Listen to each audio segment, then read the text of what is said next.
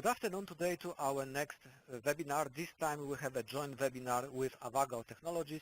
From Avago Technologies we have Hans-Werner Müller here and from Open-E myself, Janusz Bach. So we are going to talk about setup and configuration of our new Open-E data storage software V7 feature pack for Avago Syncro Solution. So in this live demo we will show how to configure, how to set up. We will talk about technology, we will show some benchmarking, and we will also simulate power failure of one cluster node. Open-E data storage software with Avago Syncro Solution. What is it? So this is a storage builder. So with this solution you can build a storage area network appliance with fiber channel or iSCSI interface. So very easy. You can have a so-called dual controller with common storage, high available cluster, right? So you can have something what is comparable with A brand's so-called dual controllers, high available storage appliance or storage area network appliance, okay? Because we are using Avago Syncro hardware RAID solution, we can show you extremely nice, extremely good performance with a very low latency. This solution need a platform, so it can be platform like server platform from, let's say, Intel. It can be Supermicro. It can be AIC. We'll also show AIC dual controller today. Because of this, you can use a commodity hardware. This is a very cost-effective solution. Thanks of using a common storage, we can have 50% power and heat generation reduced comparing to our current iSCSI failover cluster, which is based on replicated storage, right? This solution is of course based on our Open-E data storage software V7 version. Next slide, I will be passing to Hans. Okay. Thanks for the introduction, Janusz. My name is Hans-Werner Müller. I'm in field application engineering here located in Germany with Avago, and I'm supporting the former LSI storage products which are in the market for quite some years. We are providing here one of the core elements for this high availability solution, and the new feature which we are introducing here is that we added the high availability on top of the advanced hardware data protection and best-in-class direct attached storage performance. The controllers, they are called Syncro CS, and they are shown here on the slide. The storage interface is a SAS interface which provides best-in-class performance, known for DAS environments, or in other words direct attached storage environments. And due to the high performance, the failover latencies are transparent and you are not going to see any interruptions in running applications. The Syncro CS controllers, they are plugging into a PCI Express 3.0 bus, and in addition, last not least, I would like to mention that we are supporting shared storage. That means you can share the storage which is attached to these controllers, and in addition you can do load balancing. That means you can balance the workload between those two controllers. Okay, next slide. Okay, so we are showing a chart how it is set up, configured. As you see in the middle we have a shared JBOD.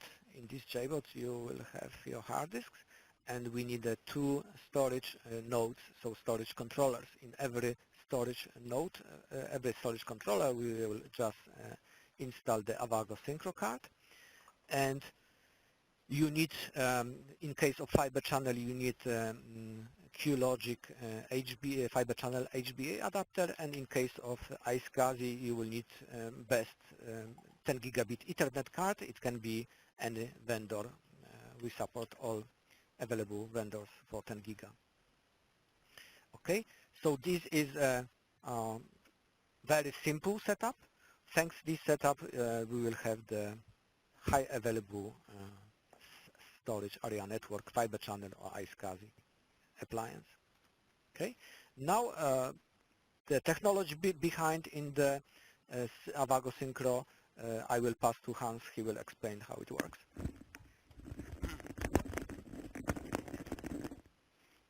The next diagram shows in a little bit more detail the SAS backbone and the shared storage which is used in order to have some communication between those two controllers there. There is some communication through the SAS interface. First of all, we are using the SAS interface to exchange a heartbeat between the two controllers, and second, we are using the SAS connection in order to generate a cache coherence. That means we implemented the write-back caching for RAID 5 arrays, and for this write-back caching, we need to mirror the cache data to the other controller. And because all the data are mirrored, for any kind of situation, you've got a high availability even for your cached data which are in your write-back cache. Each controller owns a certain number of physical disks. There is some ownership for these disks, and in our picture here, the blue controller owns the blue disks, the orange controller owns the orange disks, and those ownerships, they are of course assigned in the beginning when you are setting up your arrays, and then the user decides which physical disk you are going to assign to which controller there. Because we are talking about sharing, storage sharing here, if the orange controller would like to access data from the disks which are owned by the blue controller, this works in the following way. The I/O command is shipped through the SAS interface to the blue controller, and from there on the blue controller takes the ownership over the blue physical disks and performs the command there. In the lower right corner you see some hot spares.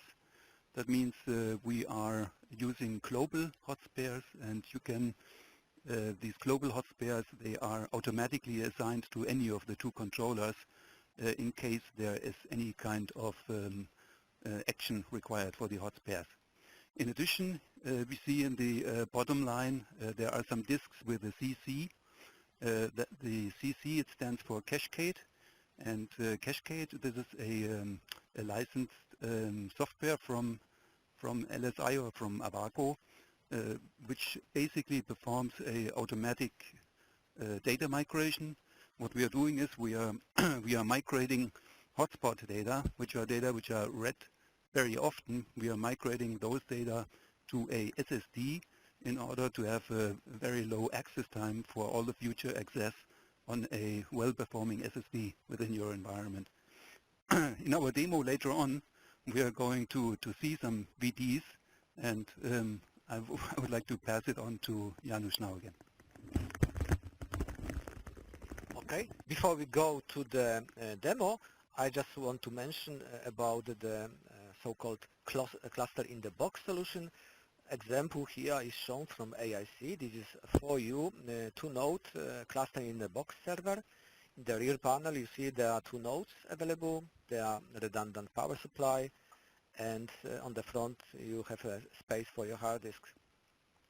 If we use fiber channel, you need to have in every node Kilogic fiber channel HBA. In case of iSCSI, you just need the best is of course 10 gigabit iSCSI connector. Okay, so now I will just compare both solutions, our current iSCSI active failover cluster to the new Open-E data storage software V7 with Avago Technologies Syncro Solution. So the Syncro uses shared storage, and our iSCSI failover solution use a Metro cluster. So this is a replicated storage. We have 2 storage nodes, and every storage node has a hardware RAID array, and both are replicated. In case of Syncro solution, we are using a shared storage. Okay, everyone has advantages and disadvantages. For plenty of applications, you cannot use replicated storage. You must use shared storage. For some other applications, you need to use replicated storage. In case of Syncro, each volume is shared and active on both nodes. In case of our classical or legacy iSCSI failover cluster, we have the bunch of volumes, a minimum 2. So the first volume is, let's say, active on node A, and the second volume is active on node B. So this is typical load balance cluster. In case of Syncro, you must use a SAS disk and dual SAS expander. In case of iSCSI failover, you can use SAS, SATA, a single expander is enough. Both are based on hardware RAID, so here there is almost no difference. In case of, except this, that both RAID arrays in iSCSI failover need to be replicated. Of course, the Syncro solution is more efficient in case of energy or cooling because it will be using twice less, or actually failover is using twice more hard disk because you need to replicate one-to-one. The Syncro is fiber channel and iSCSI. Our current solution is iSCSI only, so active iSCSI failover cluster. This is why we have it in the name. And the Syncro solution is using a bit different cluster technology. So the failover is multipath based, means your storage client must be configured for multipath, means one path will go to first node over first storage controller, and the second path will be going with the second. In case of iSCSI failover, you can use a single connection to the high available cluster. You can use also multipath, but this multipath will be used for performance only, not for switching, not for failover. In our Syncro technology, we are using multipath to run the failover. So on the client side, we have switching built in. But today, all the available server solutions have a multipath inside. This is why it is also a solution which can be considered as a generic. In case of Syncro, we have the cache, and the cache is the read cache only. There is no write cache. In case of iSCSI failover, we can use cascade, so read and write cache is available. But for Syncro, we have, of course, workaround. This is not limited to one volume group or one RAID array. You can create more RAID arrays, and this is why you can provide so-called hybrid storage. So one RAID array can be based on a regular hard disk, and the second RAID array can be based on SSDs. So for this transactional application, database application, when you need very high IOPS and maybe not very huge capacity, you can build RAID array SSD based, so pure SSD, and for other application, regular application, you can build a regular hard disk array. Okay, so let us switch to our demo. As a storage client, we have prepared a VMware-based high available cluster. We have also installed some virtual machines. Now I will switch to our data storage software. So we have a DSS-A, so the node A, and DSS-B, that's node B, right? And that's Open-E data storage software V7 with Avago Technologies. You cannot use any other hardware here. There is this Syncro card is the only card which will work here. How to configure this? It is extremely easy. Once the software is up and running, you need to make sure whether this is a fiber channel. Of course, you need to put the ports in target modes on both servers, of course. Next step, you need to go to so-called host binding function because both hosts need to talk each other in the cluster. And then once you are installing this, you will be entering the IP address of the second node, and you do it once on the one node, and the second will be already up and running. So when I go to the same function on the node B, then you see here I have the IP address .1, so 50.1, and here I have IP address .2, means I enter the IP address of the opposite server. So because we are using IP for communication, you need one Ethernet port available to communicate both the cluster nodes each other. Next step, once your RAID array is already configured, up and running, then you will see this as a storage unit. So in order to talk about RAID units, we need to go to Mega RAID Storage Manager.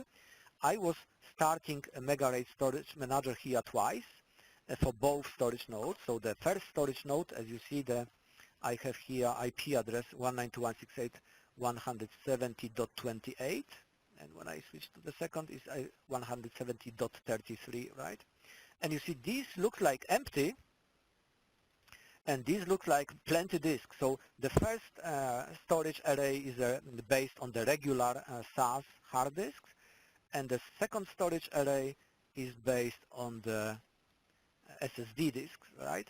Just for this demo, we were configuring RAID 0 to have everything fast, but of course for production you will need RAID 5, RAID 6, RAID 50, or RAID 60, or RAID 10, what you wish. And the performance difference will be, of course, some, but not very huge. Okay, so we have 2 RAID arrays. This is why in our data storage software we see 2 storage units. This 5,578 gigabytes, that's our hard disk-based RAID array, and 743 is our SSD-based RAID array. So once they appear, you just apply, and then you will create a volume group. And we were putting the name VG volume group based on HDD and a volume group based on SSD, sorry. And I was creating already, to make this demo faster, I was creating 3 fiber channel volumes. You see, you are creating them here. In this case, you see I have option to create new fiber channel volumes. I don't see the option to create new iSCSI volume because I was entering the feature pack for fiber channel only, right? We have a 2 feature pack, 1 feature pack for fiber channel and 1 feature pack for iSCSI. If I enter them both, then I have both. I was entering fiber channel only. Okay, so that's my 3 fiber channel volumes. And here in the SSD, I have also 3 3 fiber channel volumes. And these volumes, once created, they need to be exported. So we go to Configuration, Fiber Channel Manager, and we go to Groups. And of course, we can create some WWN aliases and create new groups if you need the security, if you need, let's say, to export group for the certain storage clients. But in our case, we make it simple. We just attach all the logical units into default group, means once connected to switch, every storage client will see it. So there is no protection here. But for this demo, we are happy with this. So you see all the units are attached because I have a detach button active. If I will detach, the LUN will be listed here for the available logical units. There is no available logical units because all are attached already, okay?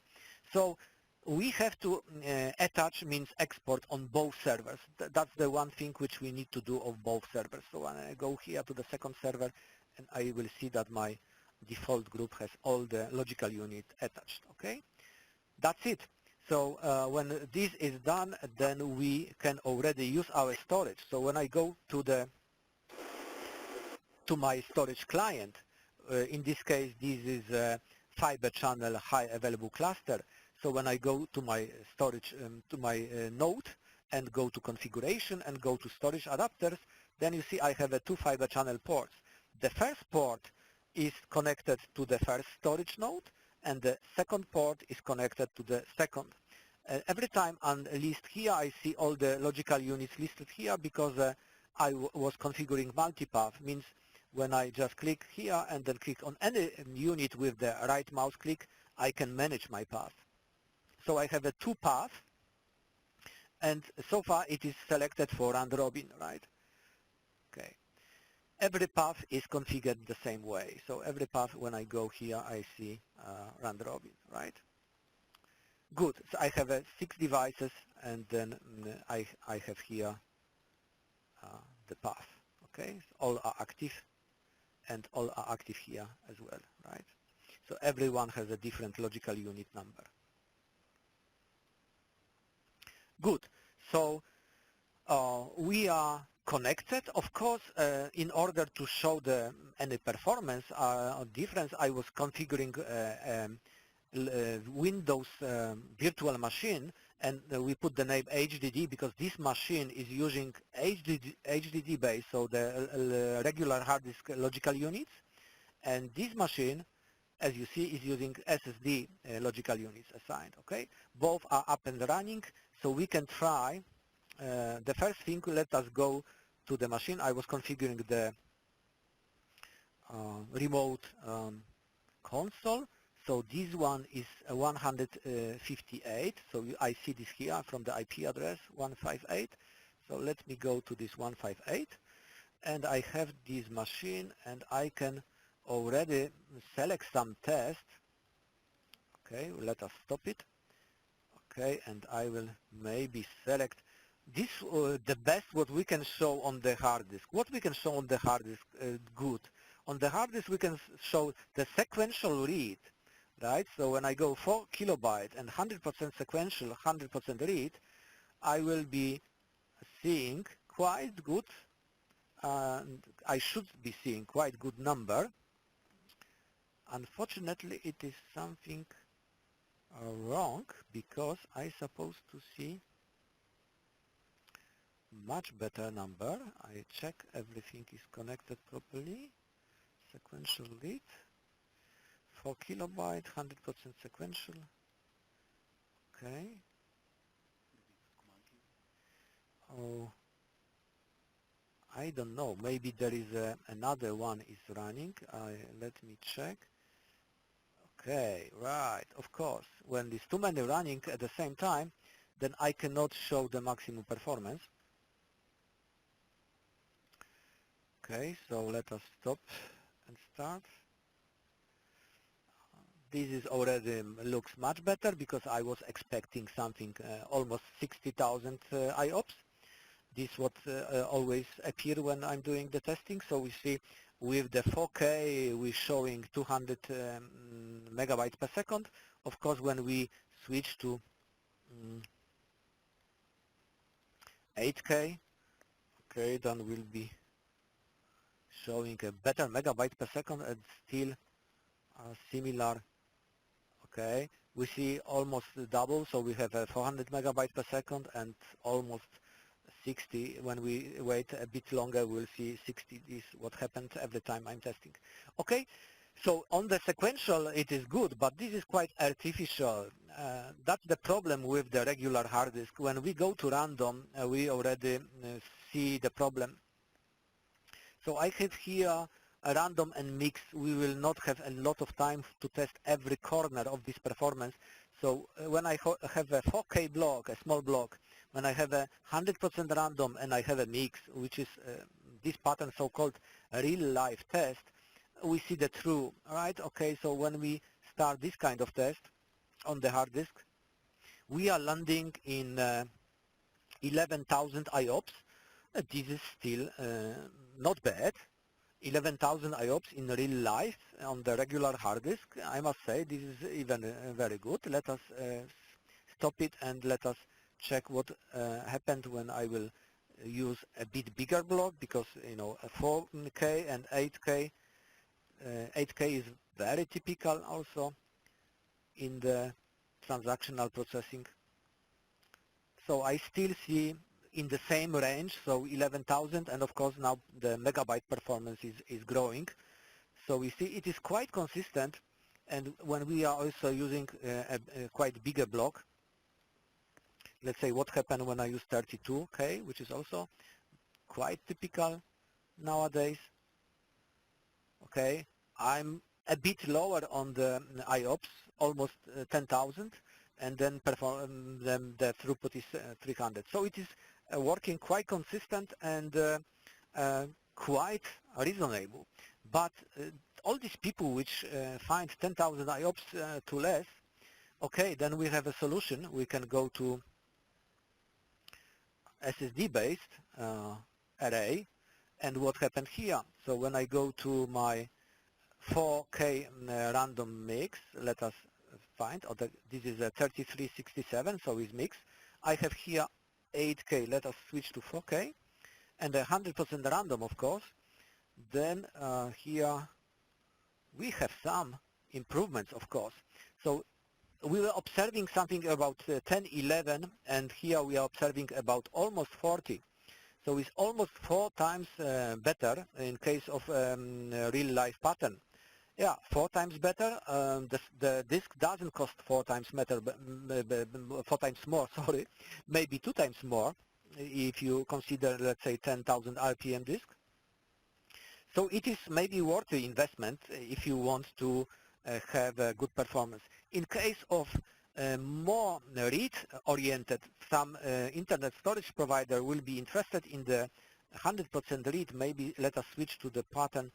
Okay, 100% mixed random read. Okay, that's my pattern when I have 100% read, 100% random, and 4K block. Then in this case, I could expect actually even more than 100,000, but sometimes it takes time until it is showing the maximum performance.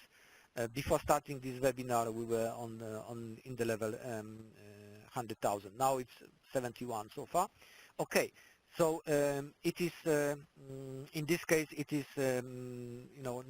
just okay. Actually, I don't know how much we have seen on the hard disk, but in the random, for sure we will not see as much as on SSD here. Okay, so that's the idea about shipping hybrid RAID, and while we are testing this, I would like to simulate some failure. So maybe I will switch to mix because I want to read and write during the failure happens. So I will select this mix. Maybe one more thing, because during the mix I want to also see what is the latency on the VMware side. So here I see the latency something about 3 milliseconds. When we switch to our VMware server, okay, I need to switch to VMware. Then when I go to our node, which is running now the both virtual machines, and then when we go to the performance, then we go to advanced, and then it would just we go to disk, right? So in the disk, that's my latency, and you see the current latency is now 2 milliseconds, right? So this was somehow used before when I was switching off, because a time ago I was switching off both the nodes. This is why you see the peak. But in this regular time, my latency is sometimes 2, sometimes 3 milliseconds. You see it is just shown here because it was a big peak. But we see it's a 3 now, okay? Good, so now I will switch on both machines. So here I'm having a mix pattern, 4K random mix, and on this machine I will also do the same. I will also select the 4K random mix. Okay, then we can start it. So the both machines are heavy duty traffic now, and then let us see what will be the influence on the latency here from the VMware side, from the storage client. I'm expecting that it will be a bit more, so it is a bit more, so now it is showing a 12 milliseconds, as you see. So because this 12 milliseconds is coming for sure from the, mostly from the machine, which is, yeah, here I see the 14, right? So that's the reason. Now we have, yeah, 17 milliseconds. Okay, so once both machines are generating this heavy-duty traffic, we can go and switch one machine off. So I will power off. I have here IPMI. As you see, I'm using a Supermicro servers. So my server is currently up and running. So I will just use this option to power off the server. When I click this, I'm expecting in a few seconds this server to power off. Then we will see once this happened. As you see, it is showing host is currently off. Okay, then we will not waste time. I will just power on again. and then after a few seconds I'm expecting this to be green again.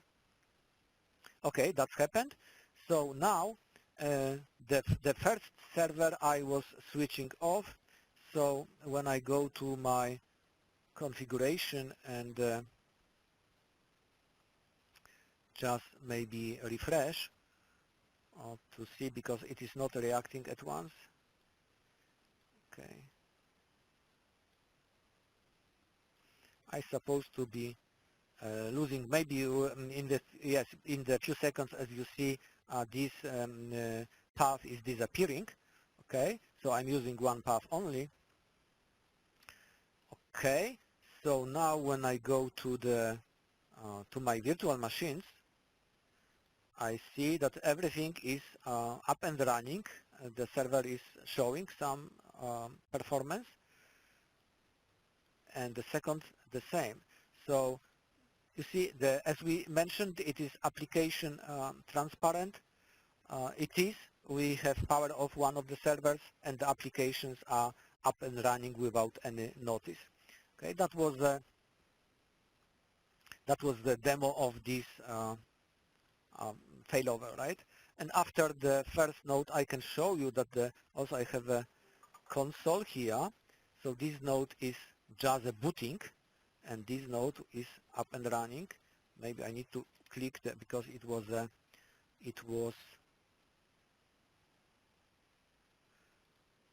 okay. You see, this is a booting, and this will be loading right now. Okay, and the second one